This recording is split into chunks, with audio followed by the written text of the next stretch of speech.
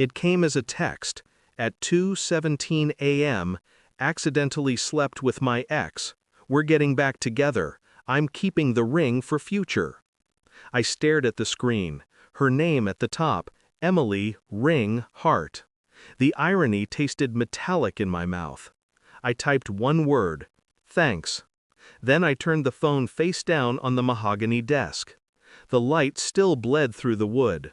Outside, snow kept falling, soft, relentless, like ash over a grave.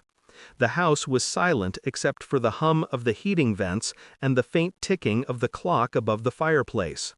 She was supposed to be in Italy. Girls' trip, she'd said, laughing over her suitcase. Don't get lonely without me. I hadn't. But now the loneliness was different. It wasn't absence. It was contamination. I opened my laptop, scrolled to the jewelry invoice folder. The $87,000 ring I'd let her choose. Her dream diamond. Her name on the contract. Her digital signature. I attached it to an email. Subject line, billing transfer. Then I hit send.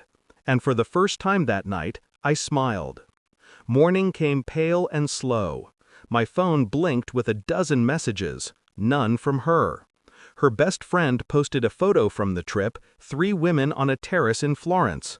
But in the reflection of a glass door, I saw a man. Broad shoulders, familiar watch. Her ex, Daniel.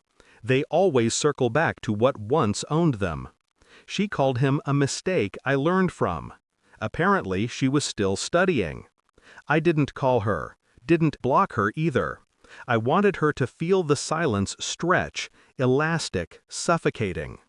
2 days later, she texted again. Can we talk?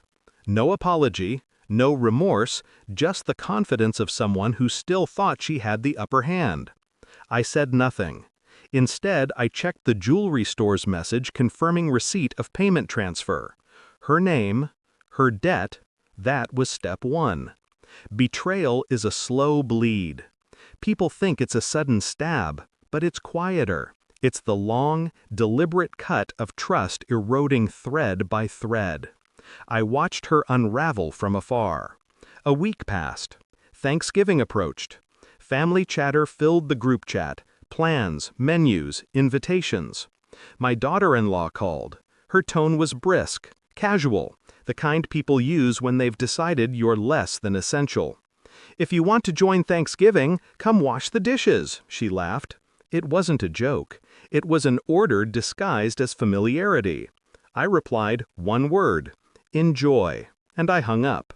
That night I looked around my study. The books, the dark walnut shelves, the untouched bottle of Glenfiddich she once gifted me for big moments. This was one. I opened my private drive, the villa in Switzerland, my escape plan that no one knew about. Bought under a holding company, deed signed quietly years ago. Photos of the view, the glass walls, the lake below like liquid silver. I uploaded them, public folder. Then I waited. The next morning, my phone lit up. 71 missed calls. Her name, my daughter-in-law's, even Daniel's apparently. They had finally seen it. The life they could no longer touch. Emily called first. Her voice cracked, rehearsed between tears and entitlement. Why are you doing this? Can we talk? Talk, that word again. She used to say it before every confession, every manipulation. I let her speak. The silence on my end was a mirror, forcing her to hear herself. The ring bill, what is this? I thought you paid. It's in your name, I said. Just that, calm, detached. The pause that followed was long enough for me to hear her world tilt. She started pleading. Promises, justifications, memories. All weapons dulled by repetition. I imagined her sitting in some overpriced hotel, mascara streaked, pretending to be the victim in a tragedy she wrote herself. You can't this will ruin me. That's fair, I said. Then I ended the call. Outside, snow was falling again. Same quiet persistence. Same inevitability. Later that night, I forwarded her text, the confession, to her ex. No message attached, just her words. Let them sort their future. Minutes later, my phone buzzed again. Her. You're evil. I stared at it for a long time. Was I? No. Evil is impulsive. This was precision. I scrolled through our old photos, smiles framed in deceit. Deleted them all. Then I wrote my final email to her. You can keep the ring. Consider it collateral for the lesson.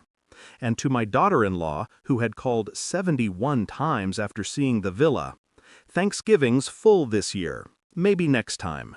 Send. Then silence again. Beautiful, sterile silence. A week later, I was in Switzerland. The air was sharp, clean, untouched by lies. The villa stood on the cliff like something reborn from ice and intent.